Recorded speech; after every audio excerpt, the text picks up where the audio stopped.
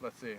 I'll start with my OCD. It was non-existent in my life until middle school, where I got more physical forms of OCD, where I had to touch things with this hand. Whenever I did that, I had to touch things with this hand, and I had to do the same things.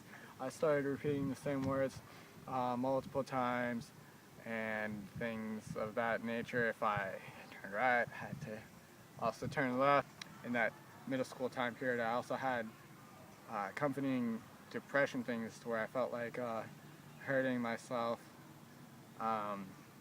as well, and I felt sad about things, and I felt so alone.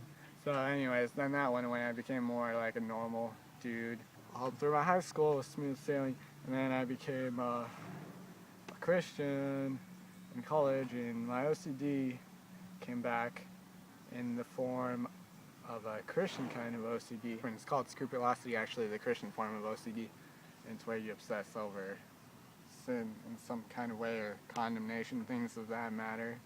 And it's no fun.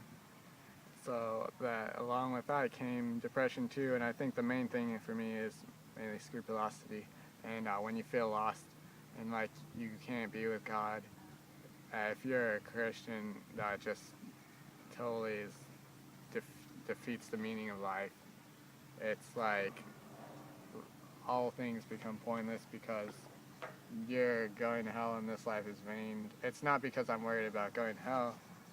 It's because of the concern I have for being with God, who I love the most. I got to the point where I was in Puro, and I was like, oh man, everything I'm thinking, everything I'm doing is just sin. And I couldn't go to Walmart without having bad thoughts about people or things like that. And going to church and feeling completely condemned and how I was such a lost person.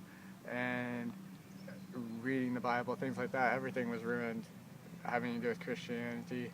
And it was hard for me to go places. It was just like nonstop, oh, stop entering my mind these terrible sinful thoughts, which might not even be sin, but my mind feels like it, so it feels like sin.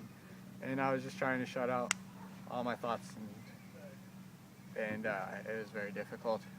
And I started having problems talking. I would stutter, and I wouldn't know how to say my sentences right away. It would just be like long, drawn-out thoughts of just one sentence. Now I still have problems with when I interrupt people, and when I say something that might technically not be true, if it happens to be something I don't understand correctly and it's inaccurate.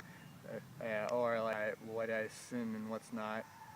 Discernment is kind of blurry sometimes, and when temptation is a temptation, and when it turns into a sin, that's blurry also for me a lot of times. I had other OCD forms that I still have. Like sometimes I have problems with cleanliness, and I wash my hands more than once. Like sometimes, and for longer periods of times, and I do things with checking. I have to have all the lights turned off, and checking the stove frequently. Checking if the door is locked, because the door is supposed to be locked, and the world will fall apart once the door is not locked, but not really. It's been like, I want to say, maybe 3 or 4 years or something. I think maybe more around 3, I could be wrong, of where I've had this religious OCD problem. And at first I didn't know what it was. It was more like, I would ask people like about sins, whether something was a sin. I would talk to a bunch of Christian people asking their advice and what's wrong with my understanding and why am I freaking out. And they all gave me this logical reasoning because normal people don't understand it. It's not a very common problem. And I think I got to a point where I was like, I find no joy in being a Christian whatsoever. Yeah, I haven't even got medication yet, but I've gotten so much better through all these realizations and all these nice, natural things that have happened. I'm very thankful for that. Praise the Lord. So.